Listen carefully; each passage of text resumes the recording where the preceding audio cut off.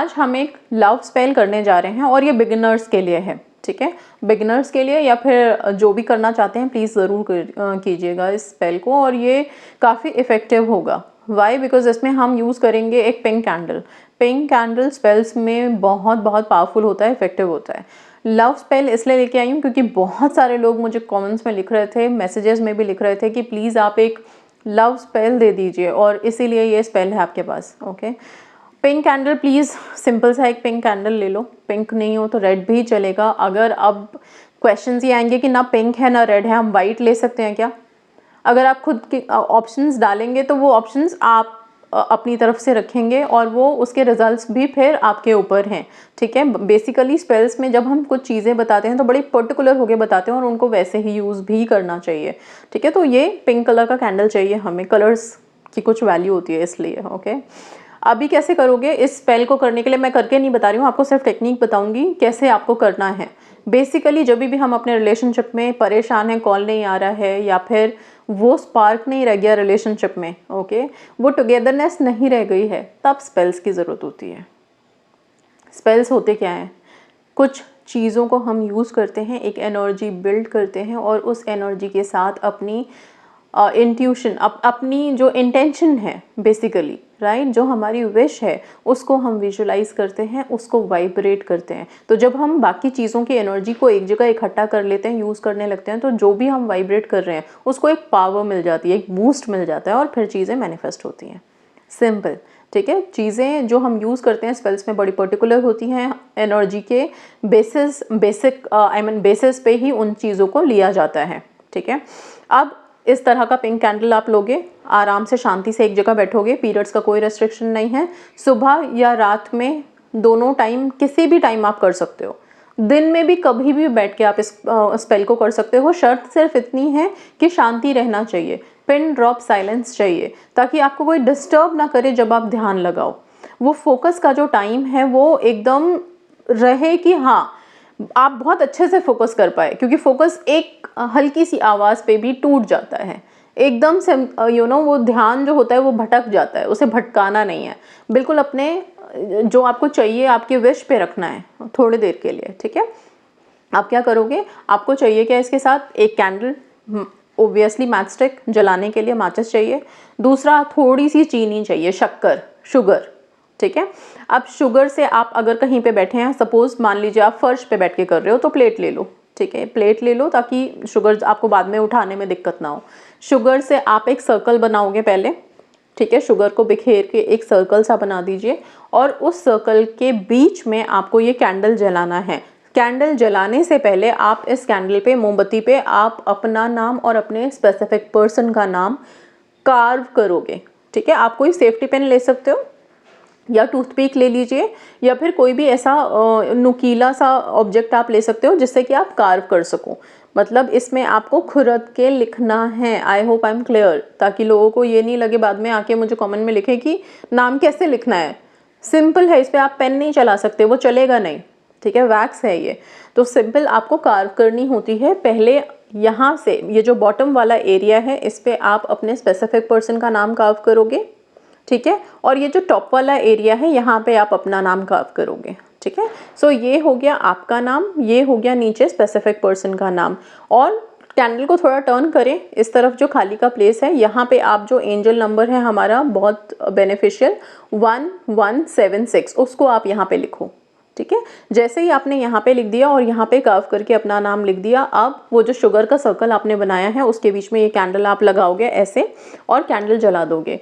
जब कैंडल जल गया तो फिर आप आराम से शांति से बैठेंगे, मोमबत्ती की लौ की तरफ ध्यान देंगे, गेज करेंगे, फ्लेम गेजिंग, ओके। इसे आप निहारोगे, इसे देखते हुए आप अपने रिलेशनशिप को मैनिफेस्ट होते हुए विजुअलाइज कर सकते हो। सपोज अगर आप कॉल मैनिफेस्ट कर रहे हो तो आप ऐसा कुछ विजुअलाइज कर सकते हैं कि आपकी कॉल आ गई है स्पेसिफिक पर्सन की, आप बात कर रहे हो, कुछ ऐसा, ठीक है।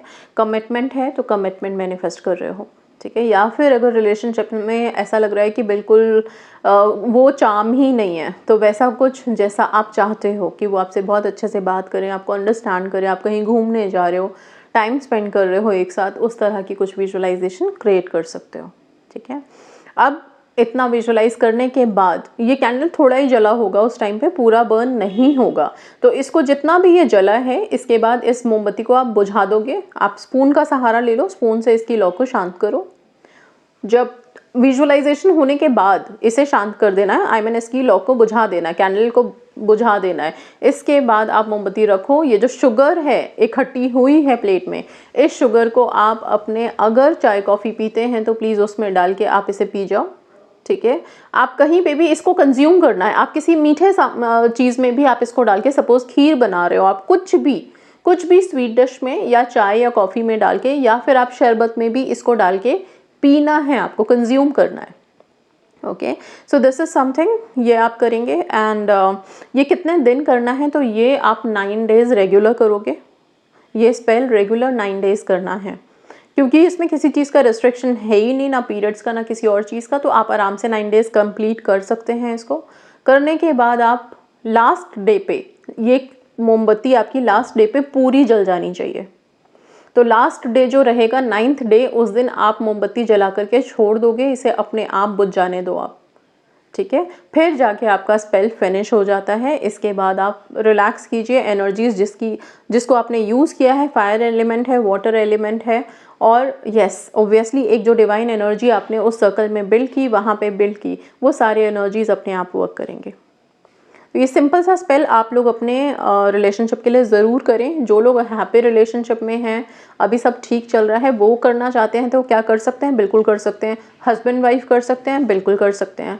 क्या और कोई अपने रिलेशनशिप्स के लिए कर सकते हैं, क्यों नहीं कर सकते हैं।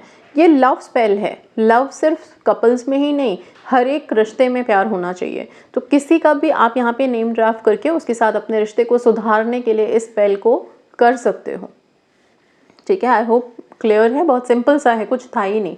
शुगर, मोमबत्ती और बस एक माचिस की तीली और आपका स्पेल कंप्लीट, बस, ठीक है। सो एक कैंडल 9 डेज जलाना है। जितनी देर आप वहाँ पे विजुअलाइज करोगे उतनी देर ही कैंडल जलेगा। लास्ट डे ही सिर्फ आपको छोड़ना है जब पूरा कंप्लीट होगा। आई होप अभी इसके बाद कोई क्वेरी नहीं होनी चाहिए, ठीक है। ये हो गया लव स्पेल। इसके अलावा एक सक्सेस स्टोरी बताती हूँ। इन्होंने मुझसे 5 महीने पहले कनेक्ट किया था, ओके। एंड काफ़ी सारे रेमेडीज़ टेक्निक्स दिए थे, लेकिन जैसा कि सबकी आदत होती है कि एकदम से नेगेटिव थॉट छोड़ नहीं पाते, मतलब डेस्परेट रहना या फिर डाउट्स में रहना, वो सब चीज़ें छोड़ नहीं पा रही थी, ओके। धीरे धीरे टाइम लगा, कुछ ना कुछ एक्टिविटी करते रहे। जो भी रेमेडीज़ रिचुअल्स हम देते चले गए वो करती चली गई। करते करते करते करते धीरे धीरे उनको अपने सारे इमोशंस पे कंट्रोल होने लगा। अब डेस्परेट नहीं होती, अब परेशान नहीं होती, और फाइनली उन्होंने अपनी विश मैनिफेस्ट कर ली। उनके पर्सन से उनकी बात नहीं हो रही थी, अब उनके पर्सन से उनकी बात भी होने लग गई। और उन्होंने जो बीच में लिखा है मैं वो बताती हूँ।